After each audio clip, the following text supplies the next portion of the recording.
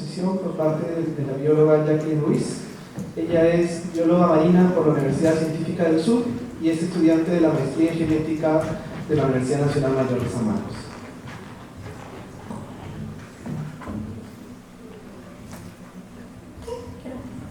Hola, muchas gracias por venir a todos.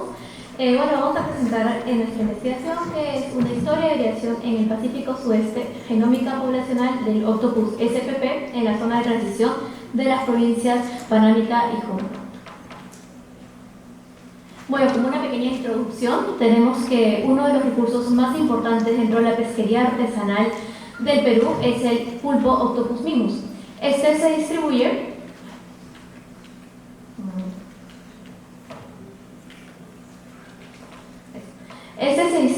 desde la parte norte del Perú hasta el centro de Chile. También hay otro pulpo, pero que se distribuye en la parte más noreste del Pacífico, desde el Golfo de California hasta el sur de México. Hay diversos factores que pueden tanto aumentar como disminuir el flujo genético. Por ejemplo, existen barreras oceanográficas que lo que hacen es disminuir o restringir el flujo genético. Sin embargo, hay otros factores que podrían aumentar este flujo genético. En el caso de los pulpos, uno de esos factores es la presencia del evento del niño propio de la corriente Humboldt o la corriente peruana. ¿Y por qué es esto? Porque permite una dispersión larval, ya que en este estadio los pulpos pueden soportar temperaturas más altas. En general, hay muchas incertidumbres taxonómicas, no solamente para estos dos pulpos que hemos investigado, sino en general para todos los pulpos. El problema de esta complejidad taxonómica es porque tienen una plasticidad fenotípica, que es una característica propia de los pulpos que les permite cambiar de forma, tamaño y color, lo que les hace difícil cuando se hacen estudios solamente morfológicos. Es por ello que a lo largo de los años ya se han empleado los estudios genéticos para colaborar y de la mano con esos estudios morfológicos a determinar y ayudar con estas incertidumbres taxonómicas. Por ejemplo, recién en el 2000 se diferenció Octopus vulgaris de Octopus maya utilizando análisis genéticos estudiando el ADN mitocondrial. Igual, solamente fue a partir del 2002 que Octopus mimus y Octopus maya también fueron diferenciados utilizando estos mismos marcadores. Una definición importante que hay que mencionar es la de especies crípticas, que básicamente son dos individuos que son exactamente iguales morfológicamente hablando. Sin embargo, dentro de su genoma existen diferencias que las categorizan como especies diferentes y en este caso se denominan especies crípticas.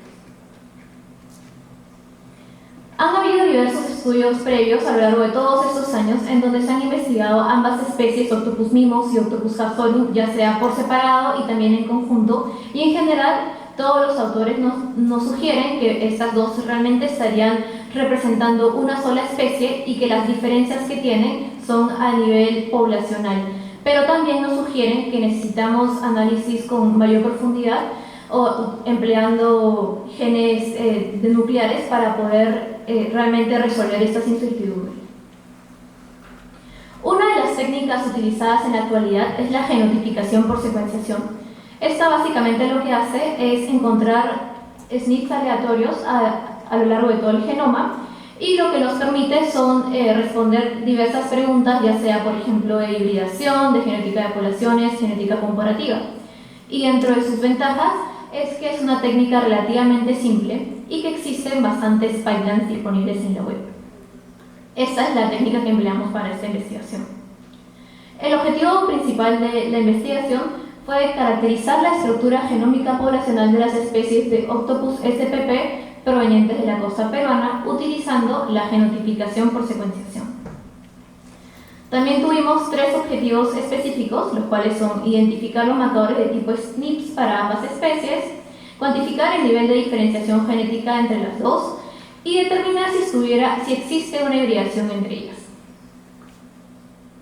Bueno, ya para hablar de la metodología, para poder tener una respuesta que involucre toda la costa peruana, usamos todo lo que es desde la parte norte del Perú, en el Ñuro y las lobos de fuera, Huarmey, que es la parte más centro de Perú, y Hilo, que es la parte más sur. En total tuvimos un muestreo de 16 especímenes en total. Lo que se realizó fue un pequeño corte del tentáculo del pulpo en que fue almacenado en alcohol a 96% para su próximo análisis en laboratorio. Lo que se realizó fue la extracción de ADN genómico mediante el kit Wizard, y aquí podemos ver las resuspensiones ya en agua ultra pura. También hicimos la evaluación de extracciones mediante la espectrofotometría para medir la cantidad y la electroforesis en gel de agarose para medir el nivel de integridad del ADN de cada una de las muestras. Luego de ello, ya con el ADN genómico, se procedió a hacer una digestión con 2 enzimas de restricción, que es lo que se emplea cuando es una genotipicación por secuenciación, y luego se tuvo que adaptar se les colocó unos adaptadores para que luego en los análisis posteriores, en los análisis bioinformáticos, podamos saber cada una de estas secuencias a qué individuo estaría perteneciendo, cuál de los 16. Y también para poder hacer un pool de muestras sin importar y saber cuál de cada una les pertenece. Luego de ello se hizo la PCR ya con este pool de secuencias y mediante Illumina HiveSeq se procedió a obtener la data bruta. Esta data bruta, utilizando la herramienta de ensamblaje de genoma IP-RAD, que básicamente es para los estudios que involucran el uso de enzimas de restricción, como lo que es la genotipicación por secuenciación. Aquí podemos ver un pequeño resumen de todo lo que se hace informáticamente hasta generar el ensamblaje de genoma, y realmente de todo esto lo que utilizamos es el formato de salida de tipo SNPs, que son lo que nos va a ayudar a responder estas preguntas de investigación propuestas. A lo largo de todo el genoma se encontraron más de 10.000 SNPs en total aleatorios de todo el genoma. Y entonces, ¿qué hicimos con todos estos 10.000? Lo primero que realizamos es determinar cuáles son los no ligados para que sean utilizados en nuestros análisis, que fueron un total de 4.503. Este primer resultado que vemos es la selección para determinar cuáles son los cis outliers que se pueden representar por estos puntos rojos. De estos 503 SNPs no ligados, 548 fueron outliers, y estos outliers son presumiblemente que están bajo el efecto de la selección natural. Como segundo análisis realizamos lo que es el análisis de mezcla mediante el programa Structure, que lo que básicamente nos ayuda es encontrar el número más probable de agrupaciones genéticas. En este caso claramente podemos ver 2, que son representados por el color anaranjado y el color verde, y cada una de estas barras representa a uno de los individuos, cada uno de los especímenes. Aquí podemos ver el lugar de muestreo. Ahora vemos que justo la respuesta que obtenemos aquí nos puede ayudar incluso viéndola de manera geográfica. ¿Por qué? Justo asociamos que el color anaranjado son los individuos que están en el Ñuro, es decir, la parte norte, Islas Lobos de Afuera, que es la parte celeste, y Guarmey e Hilo, que es la parte más sur y centro del Perú. Pero ¿qué vemos de importante aquí? Es que encontramos una zona de hibridación, justo en la parte del Ñuro y la parte de Islas Lobos de Afuera, por eso que aquí se sobreponen los dos colores. Y esto nos estaría indicando, pues mire, por ejemplo, esos dos individuos estarían teniendo una composición genética que puede ser asignada tanto al grupo del norte como al grupo del sur. Ahora, conociendo ya la distribución de ambas especies, podríamos estar hablando de que esta agrupación que es representada por el color naranja sería Octopus hapsorum, mientras que la que es representada ya por la parte centro y sur es de Octopus mimus. Ahora, este análisis fue utilizando todos los SNPs, ¿no? Los 4.503 que se encontraron SNPs no ligados. Hicimos el mismo análisis, pero solamente para los SNPs outliers para ver la respuesta que se obtenía. Y realmente vemos una respuesta bastante similar. También vemos la misma zona de contacto, zona de hibridación. En esta parte del Ñuro, también los dos individuos que pertenecen casi en un 50% a ambas agrupaciones, y algunos individuos de Islas Lobos de Afuera que tienen un pequeño porcentaje de presencia del grupo del norte. Entonces, en general, de estos dos resultados lo que podemos ver es que hay una estructura genética bastante marcada y que lo podemos asociar a la geografía y la distribución que tienen las especies, siendo el Ñuro, Islas Lobos de Afuera, el grupo anaranjado, y el sur y centro, y ya la agrupación del clúster genético verde. Otro análisis que realizamos es el análisis de diversidad genética mediante el índice de fijación, el índice FST. Valores resaltantes aquí, también coloco el mapa para que sea más fácil de entender. Aquí tenemos unos valores de Eñuro e Islas Lobos de Afuera de 0.07 de FCT, es decir, de aquí, Eñuro con Islas Lobos de Afuera. Sin embargo, si comparamos Eñuro con Guarmey y Eñuro con Hilo, vemos que los valores son más del doble del que tenía Eñuro con Islas Lobos de Afuera. De la misma forma, si vemos Islas Lobos de Afuera, Hilo tiene incluso menor diferencia de la que tenía Eñuro con Islas Lobos de Afuera. ¿Qué nos quiere decir esto? Es que pese a que Eñuro e Islas Lobos de Afuera, geográficamente hablando, están bastante cercanas, y Islas Lobos de Afuera e Hilo tienen una distancia bastante considerable, aún así, en la parte centro y la parte sur tiene un flujo genético bastante elevado y que no hay diferencia, ¿no? Hay un flujo genético que ocurre entre esta zona y que realmente hay una restricción del flujo génico entre la parte norte, centro, sur del Perú. Por ejemplo, ya en Guarmey e Hilo, es decir, Guarmey e Hilo, que son las que están más distanciadas de todas las demás, tienen un valor negativo, es decir, que no tienen diferencias genéticas. Otro análisis que realizamos es el de red de migración relativa utilizando DeepMigrate. Este nos permite evaluar tanto lo que es la presencia de migración y la dirección de esta. Los valores también van del 0 al 1, en donde 1 pues, representa los valores más altos, y en el gráfico lo podemos ver en el azul más oscuro, valores más altos.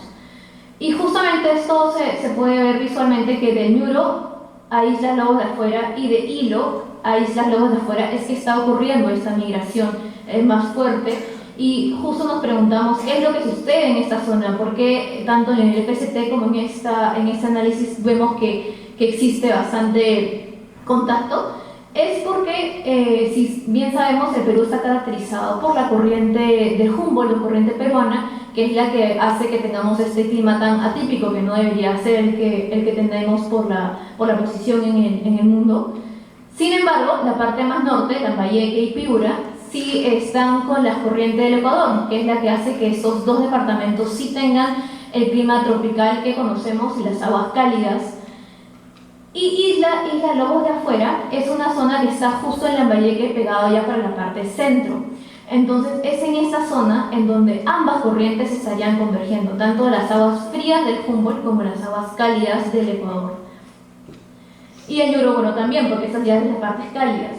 Y es por ello que esta sería ya denominada, lo que podríamos ver que es por eso que está la zona de contacto, en donde están individuos que vienen ya que están caracterizados y viven en esos hábitats de ambientes fríos como los de ambientes cálidos.